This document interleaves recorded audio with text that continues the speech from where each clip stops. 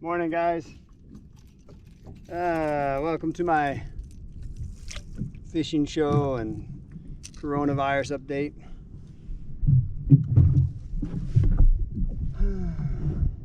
Crazy times, huh? Look, I mostly come on here and talk about fishing and show pictures of fish.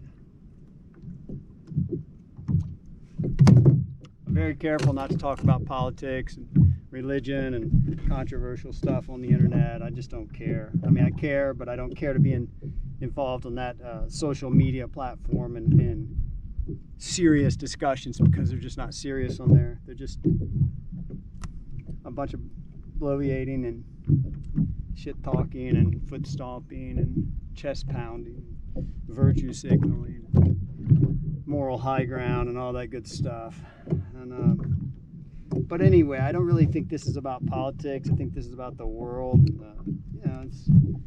We live in interesting times, and I wanted to share some of my thoughts on it.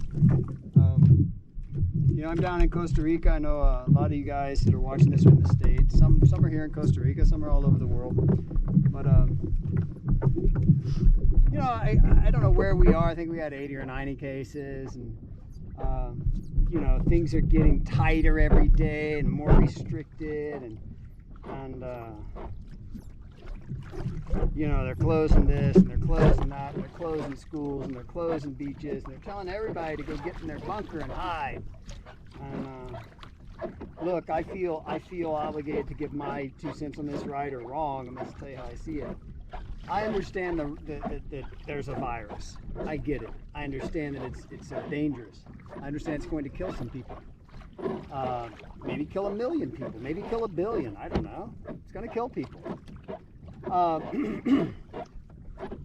But I believe with all my heart that the solution we are pursuing right now is in no way viable or sustainable for any extended period of time. Yeah, we can all stick our head in the sand for 2 weeks. We can all shelter up in our house and close businesses for 2 weeks. You can't do it much longer than that. And what you're going to find if you try and do that, and it's baffling to me that people can't see this, because to me it's so clear. What you're going to find after that is society is going to quickly start coming apart at the seams. You can't tell people, look, man, the way we've evolved as human beings, we have to produce stuff. It'd be nice if goods and services fell out of the sky and food magically appeared on our tables, but it doesn't. And when you tell everybody, man, everybody, the people who are producing food, commerce, services, everything, nobody can work. Nobody can make money. Nobody can produce anything. Bro, what do you think's going to happen? Seriously, what do you think is going to happen? I live in Costa Rica. What do you think is going to happen in 2 weeks when half the population loses their job? You think they all got a 401k they're going to dip into? They're going to get hungry quick. So are people in the States. What do you think hungry people do? You think they just sit meekly in their home and starve because they're afraid to go out because of the coronavirus? They're going to go get some food, brother. And if you got food and they don't, they're going to get yours.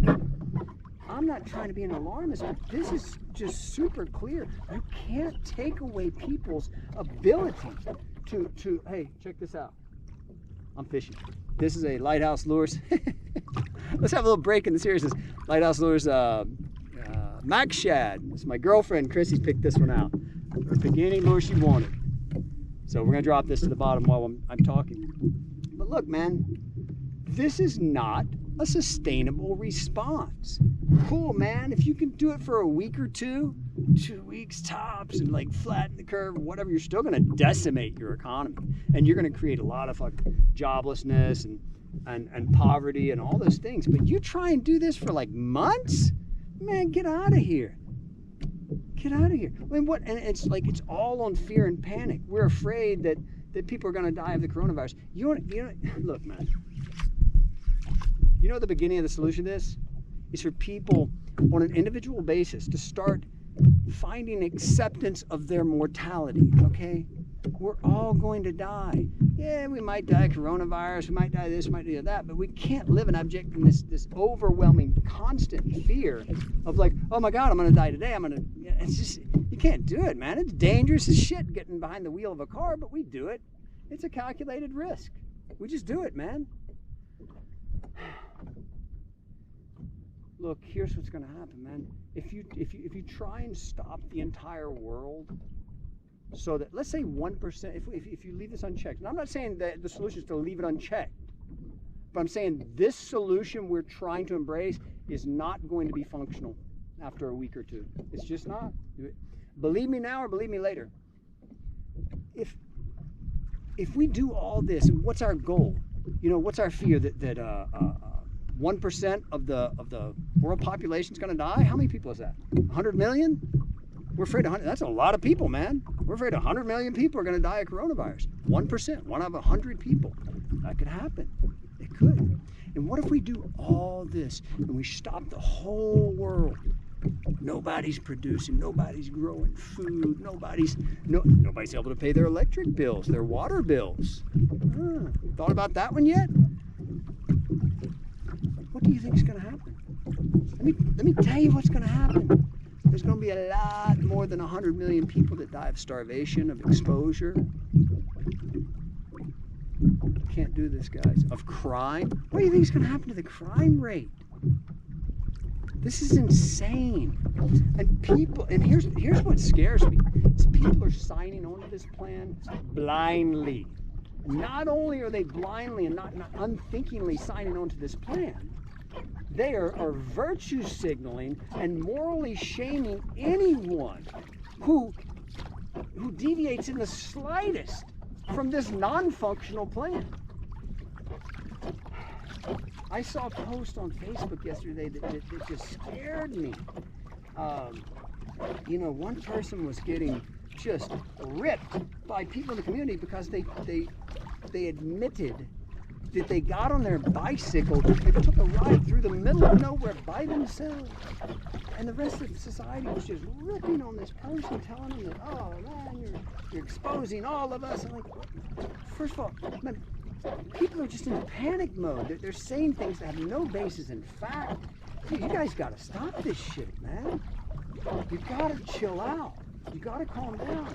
Yeah, I get it. It's bad, man. I might get it. I might die from it. But your response to it is more dangerous than the virus. How can y'all not see this?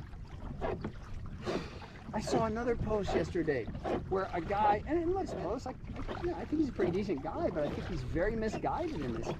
You know, he talked about how he put up a class in this beach town saying, okay, I'm going to do like a yoga class, and everybody's going to be 27 meters apart, whatever that is, like almost 100 feet apart in between every person.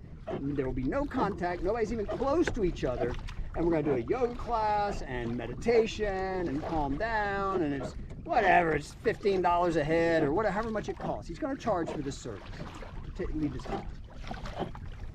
And man, this guy posts on the internet just like cursing him and telling him what a scummy thing that was to do. And I'm like, man, I think this is super misguided. I think what that guy's doing, now look, I don't know that guy. That guy might be a douchebag. I don't know if he's an angel or a demon. But I think what he's doing is actually correct. I think we all need to be finding ways to be productive in a way that's socially responsible and safe. You know what I mean? Like that guy's doing something that's actually not going to endanger people, and he's going to earn some money doing it, and he's being productive. He could take that money and pay it to somebody else who's providing a service so that they can survive. That's the right thing to do right now, and it's the wrong thing to be trying to socially and morally shame somebody who's trying to be productive in a socially and in a health-wise responsible way. You guys got to chill out, man. I mean, what do you think's going to happen? Take that same guy. Now, again, I don't know this guy, but let's use him as a hypothetical. Let's say society, let's say this guy says, man, I got to feed my kids. I have to feed my children. I don't want to put others at risk. So I have to come up with a way that's safe and responsible to make an income, to make enough money so that I can feed my children. And we shame him. And we shut him down, and we say, you're a piece piece of shit, even though he's doing something that's not, you know, endangering anyone. And he doesn't do it. And he says, okay, I guess I can't do that. And then a week from now, the guy's broke. He's got no money. We've taken away his ability to do anything productive, even in a responsible way. And his kids are hungry, crying. What do you think he's going to do? Seriously, what do you think he's going to do? You think he's going to sit at home and watch his children starve? I got news for you. That's not going to happen. You guys, through your own panic, are going to bring about consequences. You're going to create a world in which you don't want to live. And I just, again, I said it earlier, it kind of baffles me that, I know other people see it, but like, the only voice I'm hearing, the loudest voice, is like this voice of panic. You know, it's like the toilet paper buyers are ruling the world right now. You guys got to chill the fuck out, man. This isn't healthy. It's going to end in tears. So, yeah, we need a solution. I'll probably get ripped for not putting forth the solutions, you know, and I don't have them all. I know that grinding the entire world to a halt, this is not the solution. It's not sustainable, and it's not viable.